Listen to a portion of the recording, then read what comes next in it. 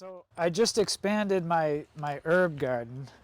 I have this mint, Spearmint? and it looks super dry. It is super dry. Yeah, mint's one of those that you do not want that pot to dry out ever. Okay. You know, it really likes moist soil conditions. So it probably needs some more mulch in there. Yeah, and I mean, as big as this has become, probably a bigger pot. Either Okay. that or, you know, pruning up, at least pruning off these dead branches. You know, Right. anything that's dry, just take that off. Okay.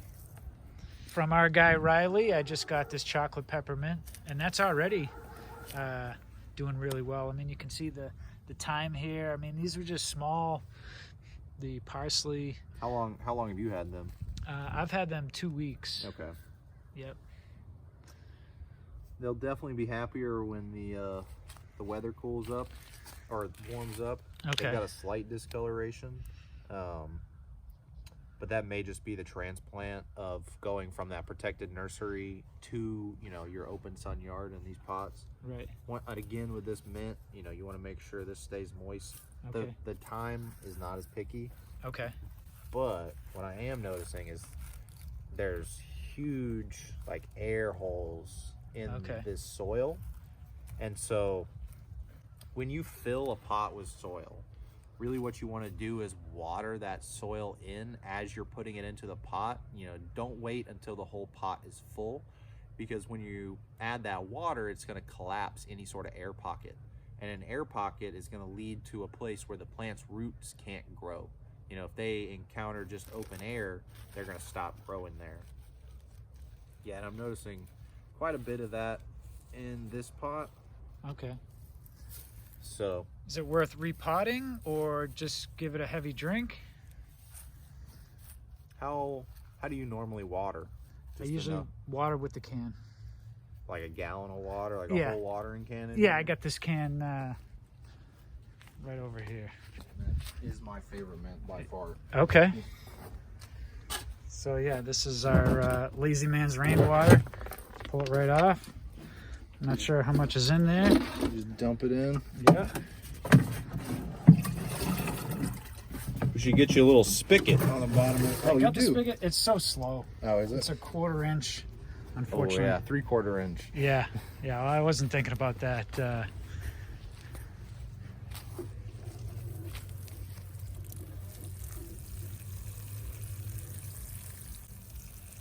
Now, So this is draining real fast. they prefer shade, partial shade, full sun, the time. Thyme's gonna like a little bit of shade in the middle of the day. Okay. Just in Florida, but you know, other than that, it's really full sun. Okay, that's kind of where it's at right now. It gets some in the morning.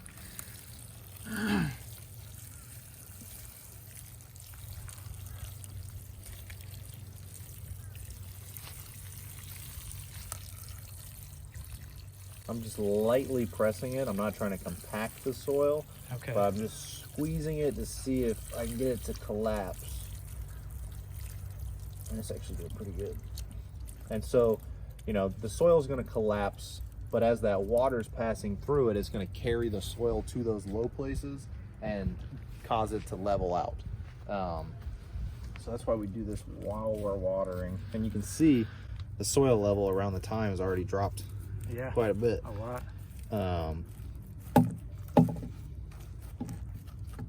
It feels better now.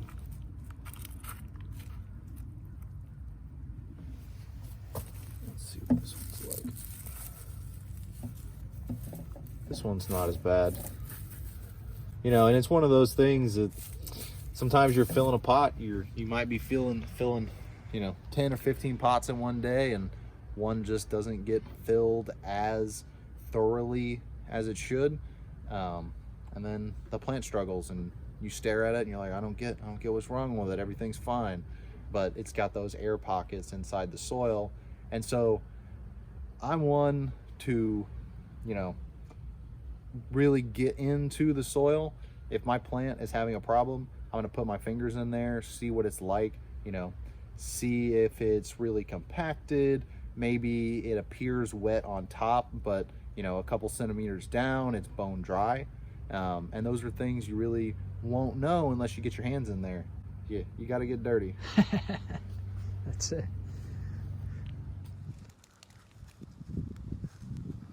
Yeah, it's also pretty moist. Coneflowers are one that like drier conditions, so they don't mind drying out in between waterings. So getting some of this mulch back, at least from the base of the plant, so that it can dry out around the roots, is going to help it. Think it needs a deeper pot? Yeah, I mean, these pots aren't great. I mean, you know, you maybe have 4 inches of soil in this, and you know, coneflower, that's a wild flower with deep roots, and usually those ones that like the drier conditions are going to have even deeper tap roots to tap into groundwater. So, you know, even like, you know, a 3-gallon pot like this would be a pretty good size for it, or just putting it in the ground. You know, we do have native coneflowers, you know, without knowing exactly what variety that is. You know, we don't know how close to the natives they are, but these are the kind of conditions that coneflowers grow in. So the sandy soils, they actually like that. So putting them in the ground can be a lot easier than trying to grow them in pots where we're creating our own artificial soil conditions. Parsley here. It's looking good. Okay. That Nice. parsley's Looks like going to be there's one that new growth coming up here. does need regular water. You know, Okay. you don't want that soil to dry out. Okay. And you know, this time of year, that spot's going to be fine with it. During the summer, it's not going to be able to handle full sun. You know, it doesn't grow super well during the summer because of the heat, but you can keep them going. They'll just need filtered sunlight. You can keep it. You think if I move it out front near the lavender? Yeah, in that bed out there where it's going to get, you know, filtered sun through half the day, might do better. I wouldn't put it in the ground out there and leave it in the pot that it's in. Yeah, I'm experimenting with the herb spiral, which we'll head over to, but I'm trying to keep some in pots. Like I've got the oregano here in the pot, and because I guess that can take over a garden like a mint. Yeah, not as aggressively, but they will. You know, they're in the same family. They're going to spread underground by runners, and so you know it's not one that you really want in an area that you're planning on planting things in continuously. But really, that front bed could be a good place to put oregano in the ground because it's very shallow rooted. It's not going to encroach in your septic, and it's going to stay there. Now, the parsley, going back to that in your front bed, may not be the best idea because it is going to need regular watering, and if that's not an area that you know you pay much watering attention to, that's probably not the spot for it. If you want to keep it alive through the summer, you know, you can move it inside during the hottest parts of the day. Maybe that'd be your time to harvest. You just bring it into the patio to harvest, and you just let it sit there for a little bit. I don't think my cats will allow that, but the reason there's no plants inside is they destroy every plant that's in there. Oh, you gotta love them. So you know. But yeah, this time of year, you're not gonna have concerns with it. You know, really, you'll be good until May. You know, and so by then you'll have plenty of harvest as long as you keep it watered. So this is a little germination station I have here. These are little dragon fruits, and again, more experimenting here. But this was a purple variety that I've been able to get a whole bunch of seeds to germinate, and there's some growth. It looks like I probably need to thin them out some. Yeah, good luck thinning those out. Yeah. You need tweezers. Yeah, tweezers or small pairs of scissors, because really, when you're thinning them and they're that close together, you don't really want to you don't want to pull the roots out because you're going to disturb the roots of the plants around them. So if you can just get underneath the those first leaves and cut the stems, then that's going to terminate that plant and not disturb, you know, the plants around it. But definitely don't get in there with your finger. Well, I guess they're Not still too bad, soft now, but until you get one in there into your finger. So they'll have to be transplanted at some point. they just need to be a little bit more established?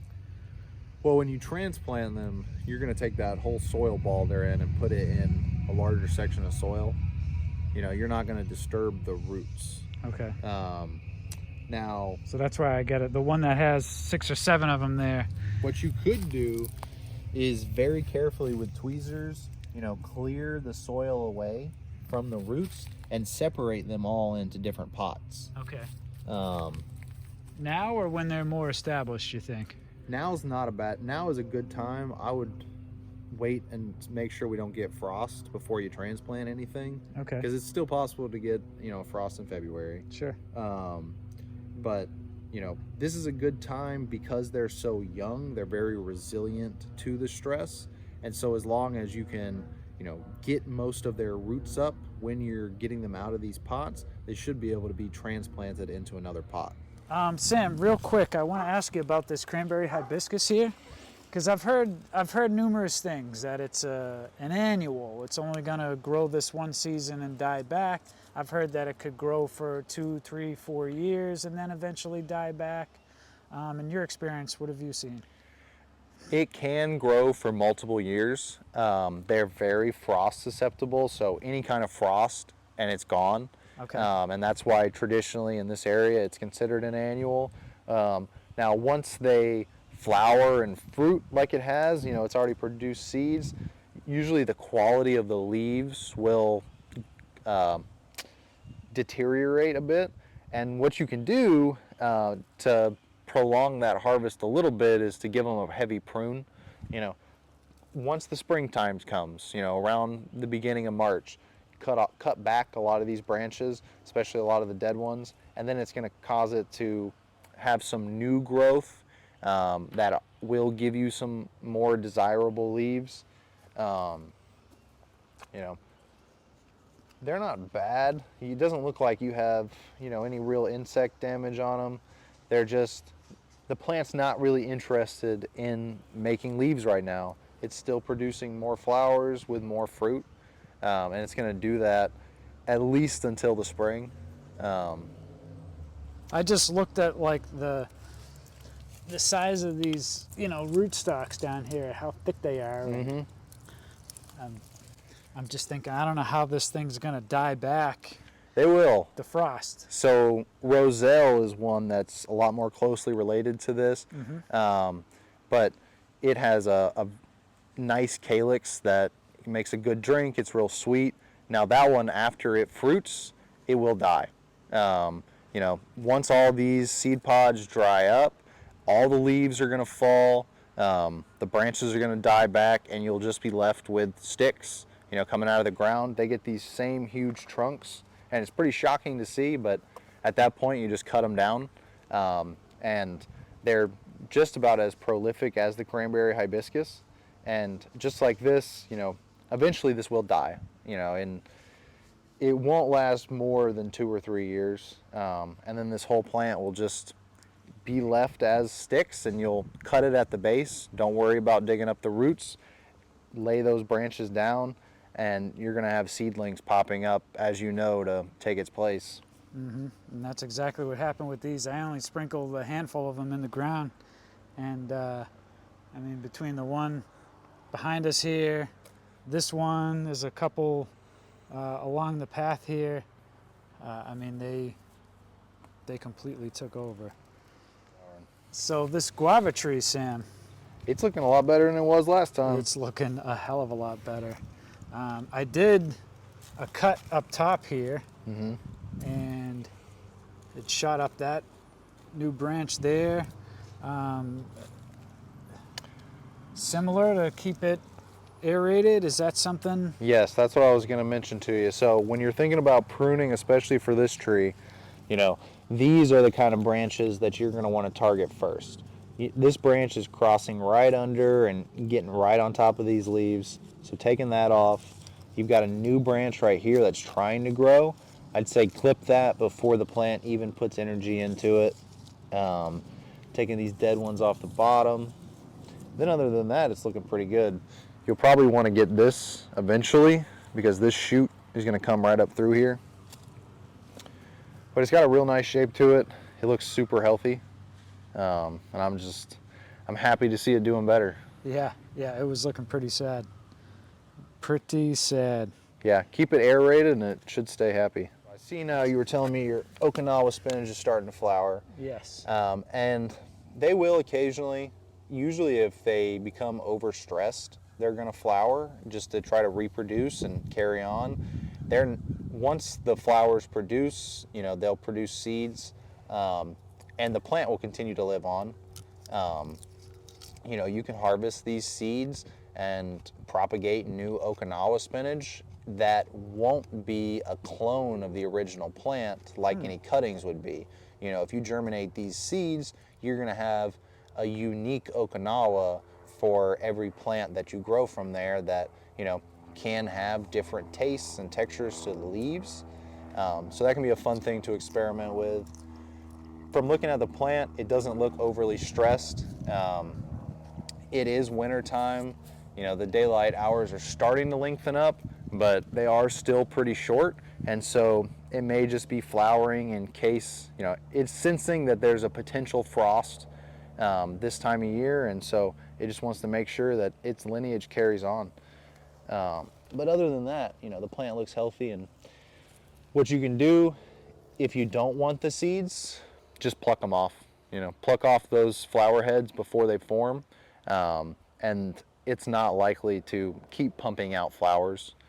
Awesome. I see you've got a lot of squash coming up out here. Yes. Is that leftover seeds from your Seminole pumpkins, or did you put new seeds in?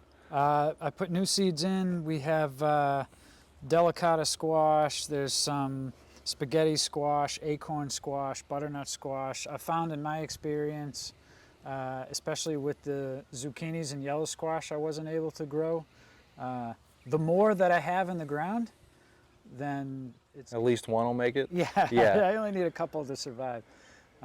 You're doing good getting started early. March and April are really when those bugs that you were talking about hit hard. So if you can get, early production, get them established and healthy before the insects come back from their migration or hibernation, then usually you can get a good harvest. Your other option, especially for zucchini and yellow squash, is growing them in the fall. Starting them at, the end of September. It's still very warm. We still have plenty of sunlight, but there's a lot less insects. Okay. And then that's a really ideal time for, those short-term yielding squashes. Obviously for, butternut squash, pumpkins, they're going to take a lot longer to produce.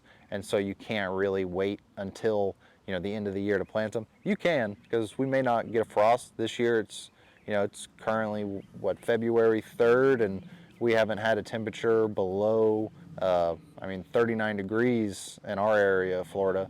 So, you could be growing pumpkins all year, but traditionally, starting these early is your best bet. And then you could start another round, because these will fruit in July, probably. And you could put another round in after that. Awesome. And you can see my little seedlings I have in that garden bed over there. I do. Of squashes. Is it the same? Yeah, I think some of these, I need to thin these out, but yeah, some of them are butternut, some of them are acorn, some of them are spaghetti squash. So all of those varieties have very long, very aggressive vines.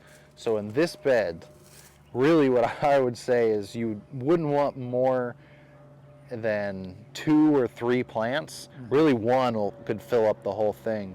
But if I were going to select, what plants to leave, I would maybe leave 1 plant in this corner, 1 plant like in the middle of that line, and then 1 plant at the end of that line. So you've got a triangle, and then that's going to give them about 1.5 to 2 feet in between. And so they're not going to compete as heavy, at least in the root zone. And as far as the leaves, they might go up this trellis. They'll be out everywhere. They'll have plenty of room to expand out of this bed. But I wouldn't have any more than that. So you've definitely got a little bit of thinning on your hands in the future. Yeah, for sure. And they're really at the size, you know, so when a seed germinates, you're going to have these cotyledon leaves, and that is the embryonic leaves from the seedling. But then you're going to have the true leaves develop after that, and the true leaves will not look like the embryonic leaves. And so you can see there's a couple squash over here that have developed their first true leaf and have another true leaf starting to develop. That's a good time to select, you know, which ones you're going to keep, because those first true leaves can show you a lot about the plant. You know, if you have deformities in the leaf, then that's not a plant that you're going to want to leave. You know, you want to pick the ones with the healthiest leaves to leave, and then, you know, by all hope, you'll have a healthy plant for the entirety of its life. So one thing I really need some help with, Sam, is my starfruit tree here. And I'm not sure, I know it needs to, I think my tie broke off of it here. Yeah, it's certainly not tied up to anything. I mean, okay, so I'm noticing a lot. The first thing really that gets me is the flexibility in the trunk. Okay. This tree was probably tied to a stake for a long time. Was it a seedling or a tree you bought from a nursery? I bought it from somebody online. She had it attached to this stake in a 7 or 10 gallon pot. So I'll highlight that for a second. A lot of nurseries, that's how they'll keep plants in the pot, with a stake right next to the trunk. Yep. And then, you know, that's going to keep it from blowing out in the pot because the roots really aren't able to expand and grow. But what that sacrifices is the tree's ability to strengthen itself. Normally, through just, you know, wind conditions and normal moving, a tree will strengthen up so that it can support its own weight. But when we're constantly using something artificial to support its weight, it never has to gain that strength. So what you can do to help a tree that was never able to develop that when it was young is we'll get a couple stakes with at least a foot off of the tree. Okay. And we'll tie strings to it in at least 3 different spots. And that's going to give the tree the ability to move around with the wind while we still support it into growing straight up. So, you know, if we tied the strings here, the tree would still have the ability to move back and forth this way, even while it's standing up straight.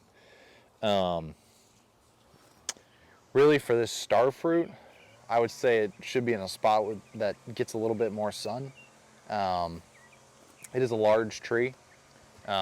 So it does get sun probably from 9, 10 a.m. until about now. So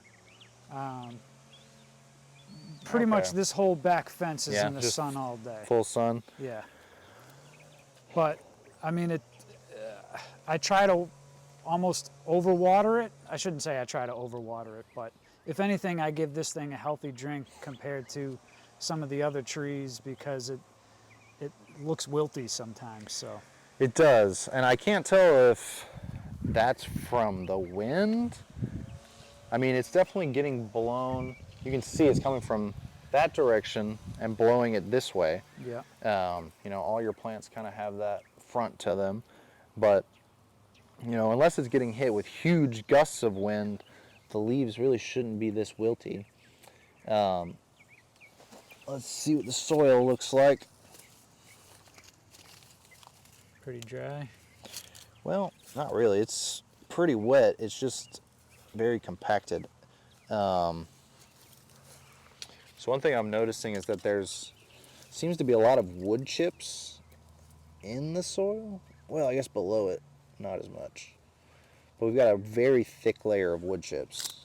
Like, you know, the soil up to the tree is coming here, but at least an inch down from there, we've got wood chips buried. So is this actually the base of the tree, or is this just mulch that is encroached around the trunk? I think it's mulch. We definitely want to get that off of there.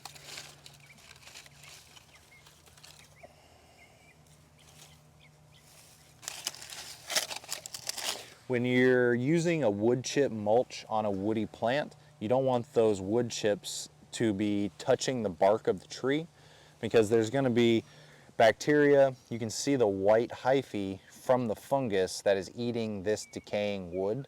And if this, rests against the bark of your tree for an extended period of time, it's possible for that fungi to then infect your tree. So we give it at least 3 to 6 inches of space around the trunk, and that'll keep any falling mulch from just easily falling in. You got yourself a little like DIY Oya? Yeah, I got a little irrigator there. I like it. So now we can uncover that and use it again. All right, now this tree can breathe some. So with all that water you were giving it and all this thick mulch, it's really just too wet. So let's let this dry out. Okay. It doesn't need to dry out completely between waterings, but I mean, once this tree's established in the ground, it's not really going to need to be watered. At the current time, maybe once a week watering if we're not getting a good rain. It could, leaf curl like this can be caused by overwatering. If the plant's just, taking in too much and the cells have become too porous, they just lose their rigidity. So that's a possibility. Now, what about all this growth down at the bottom here? You'll definitely want to prune this off. It looks like it really wants to grow right here. It looks like it's been pruned a lot at this spot. Yeah. I don't think that's the graft. That's kind of interesting. But I would continue to take this stuff off just while we're trying to get this to strengthen up.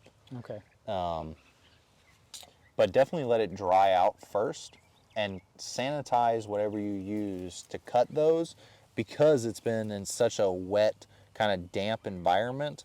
There's a lot of possibility for fungi to get, passed to the tree. And if you're making an open incision, that's going to make it even easier for them to get in. So I'm not going to do anything right now after I was just digging in that soil and I have who knows what all over my hands. Sure. Okay.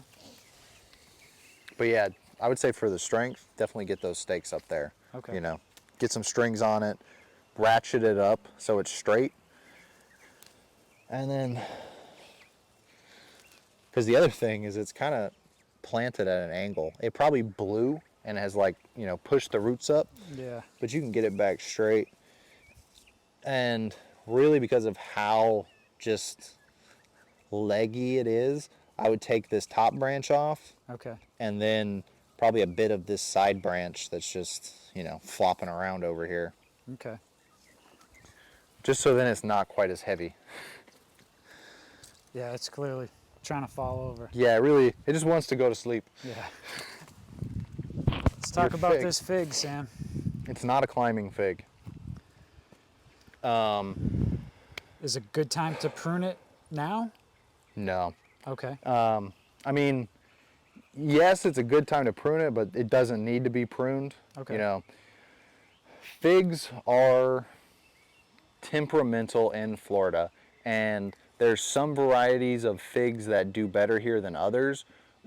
We don't know the variety of this fig, so it can be hard to pin down exactly what's going on. Some general rules for fig care. They're a Mediterranean tree. They prefer the soil to dry out in between waterings. They don't like high humidity, which is unavoidable in Florida, which is why our leaves on our figs always have these brown fungal spots. They're, almost always going to have that this time of year. They are deciduous trees. In their natural environment, they're deciduous during the dry season. But here our dry season usually overlaps with our winter season, and so they just go dormant in the winter. Now, figs are very susceptible to root knot nematodes, which can be prolific in some areas of Florida because of our poor sandy soils, and not our natural sandy soils, but our overly developed, overly disturbed, urban residential sandy soils. So, your bed here, you've probably built really nice soil in it. You have been growing in it for a while, so there's probably a lot of organic matter, a lot of structure, but right next to the edge of the bed, you've got that same pore, and so you could have, a high concentration of nematodes over here, and just because this soil's better doesn't mean that they aren't leaching in and eating the roots of your fig. One plant that, there's a few plants that reportedly help with nematodes. There's a lot of debate on it. Marigolds are usually what people go to, and they do help with a lot of pests, and there's some evidence that shows they will repel nematodes. Mustard greens do a really good job. Planting some types of mustards around the border of this bed could protect them if that's an issue that they're having. The best plant to grow for nematode extermination is sun hemp, which is a tall annual legume. They're great for fiber as well, not related to hemp whatsoever, but they definitely resemble it. But they will actually repel and exterminate nematodes with the compounds they release from their roots. So incorporating plants like that around your figs are usually a good rule of thumb, even if you don't know, the nematode populations in your soil. Just doing that as a preventative measure. With this tree specifically, I noticed that it's planted kind of high. I can see, the root ball here. Like this is where the pot was. Right. And then, now you've got your native soil down here. Figs are one of those that really like to expand their roots wide and shallow. So what would help this is if you, there's some plastic in there too. Oh, great. Get some real nice finished compost. You could even use bag soil, just nothing too rich to, elevate this a little bit and cover the rest of this root ball. You don't want to cover the top, but you want the sides to be covered. Okay. And then, next year, pay attention to your fruit and see, just really observe it. Take pictures of it throughout the stages. And if you can observe the fruit, you'll most likely be able to nail down what type of fig it is, and then you could get even more information. Now, something like this, sorry, Sam, Hmm? something like this, where these two branches are touching, would you prune one of these, or? Yeah, that's a good one to get off. And I mean, Okay. it's the same kind of practice with open, you want aeration in the plant. With young figs, pruning isn't really vital because they already are so open. Those two crossing branches, you do want to remove them, but that's not going to be that's not going to cause any problems to the plant health right now, mainly because there are no leaves on it, and even when it does have leaves, there aren't going to be very many. Now, in 10 years, if this fig, does continue to grow and takes up its space, then they can become, real nice, lush pieces, as long as they're able to live that long. Figs are also great for cuttings. You can taking scions off of that wood and grafting it on. You can even, root them from a cutting without a graft. You just don't end up with as healthy of a plant afterwards. I kind of think that's what happened with this one in the first place. It's just a rooted cutting. Yeah. It's possible. Thank you for watching Mike's in the Garden. To check out all of our clips and videos with our walk and talk with Sam Igo from Central Florida Abundance, click on the link in description below. We have a whole playlist. And please feel free to comment with any questions. Reach out to Sam. And please like and subscribe. More great content from Mike's in the Garden and my Central Florida Food Forest. Peace and love, everybody.